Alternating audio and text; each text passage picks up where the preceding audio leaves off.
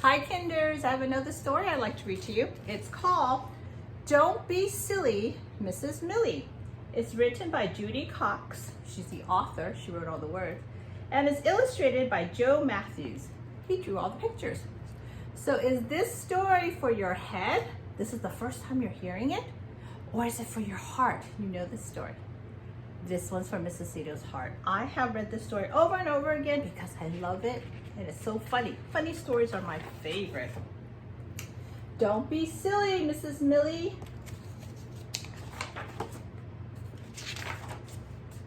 Mrs. Millie, our teacher, is really silly.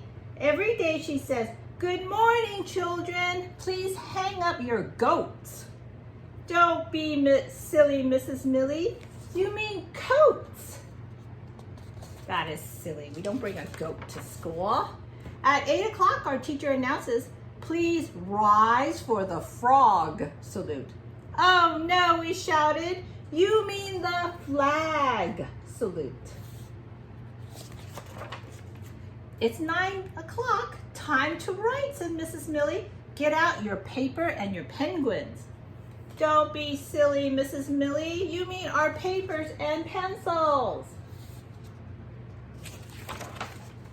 At 10 o'clock, it's recess time. Our teacher looks out the window. "It stopped raining cats and dogs. Don't step on a poodle." "Don't you mean puddle?" We giggle. We play outside until our teacher blows her whistle. "Recess is over," she yells. "It's time to chameleon." "Don't be silly, Mrs. Millie. You mean it's time to come in."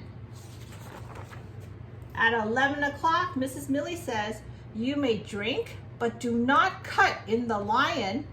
"You mean don't cut in line," we yell. At 12 o'clock, our teacher announces, "Time for lunch. Wash your hands with soap and walrus." "You're silly, Mrs. Millie. You mean soap and water." As we get in line, Mrs. Millie reminds us, "Don't forget your lunch bunny."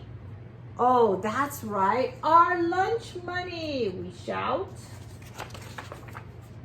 Mrs. Millie puts on her glasses to read the menu. "They have gorilla cheese sandwiches today." "Don't be silly, Mrs. Millie. You mean grilled cheese sandwiches."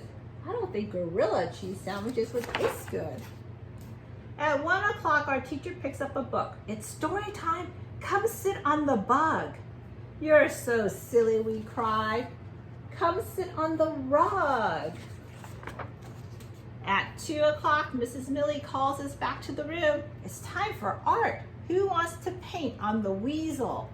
"You mean the easel, Mrs. Millie. How can you be so silly," we say. After art, our teachers ask, "Who's hungry?"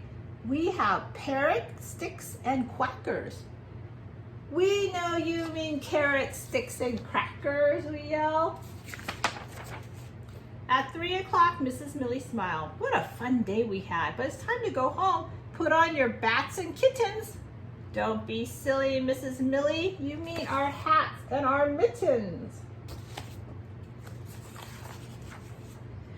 When we're ready to leave, our teacher goes to the door. "Butterfly, children." "No, Miss Millie," we shout. "You mean butterfly. You mean goodbye." Mrs. Millie laughs. We laugh too.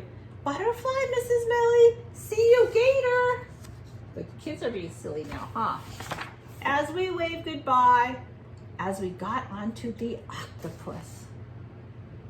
Did you guys like that story? I love this story. It's so funny and silly. All right, boys and girls, I'll talk to you later.